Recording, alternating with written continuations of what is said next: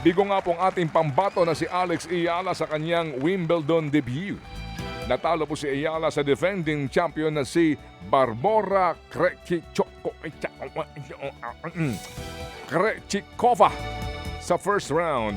Nanalo po si Ayala sa first set pero hindi niya nasakyan ang momentum sa mga sumunod nga pong yugto. Final score 3-6, 6-2, 6-1 para kay Krejcikova ng Czech Republic. Sunod pong lalaban sa doubles tournament naman si Ayala kung saan kanya makakapare si Eva Lise ng Germany. Yung nga po, no? Ang sabi nga po nitong defending champion nung nakapanayam, mahusay itong batang ito. Ito ang future ng tennis. Wow. I can see sa kanya, sabi niya, oo, ang kanyang magandang future sa larangan po ng tennis. Kaya sabi nga, her time will come. Of course. Sabi naman dito, ito, nako, Si kahit Kate wala. Blanchett, nanood. Napapalakpak si Kate sa kanya. Alam mo itong si Kate, Close kayo. alis ng alis, hindi mo lang nagsasabi. Bakit naman kailangan magsabi sa'yo? Ha? Oo. Sino ba? Kate Blanchett? Sino bang Kate? Ay, sorry. Ibang Kate yata yung tinutukoy mo. O ito, kahit walang ibang key Pupunta play. ng London, di mo na nagsasabi. Kung magsabi, ano ba mangyayari? Okay lang.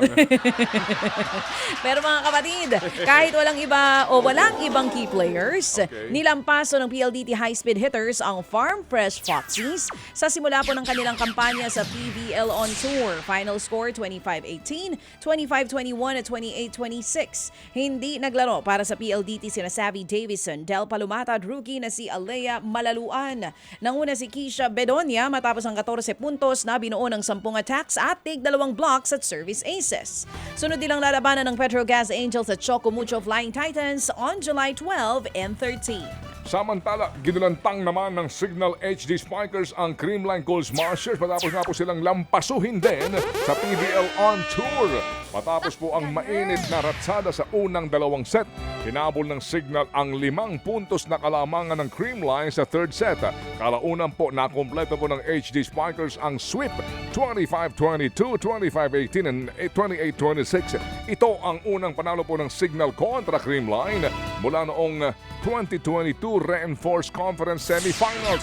Wala pa rin pong talo ang Signal sa Pool B ng PVL On Tour matapos ang 3-0 win-loss record. Nilampaso rin ng Alas Nilampaso. Nilampaso ng Alas Pilipinas Women ng Australia sa huling laro nila sa pool phase ng VTV Cup dyan po sa Vietnam.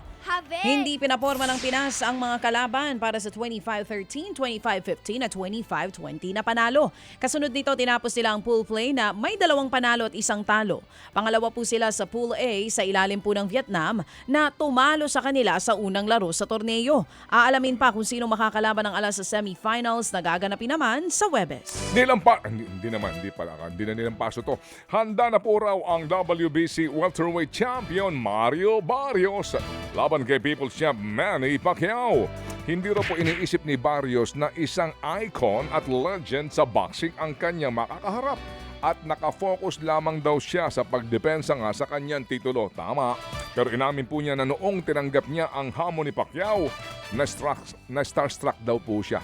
Maghaharap po ang dalawa on July 20 Manila time sa MGM Grand Las Vegas, Nevada. Ito ang unang laban ni Pacquiao matapos ang kanyang 4 na taong pamamahinga sa ring.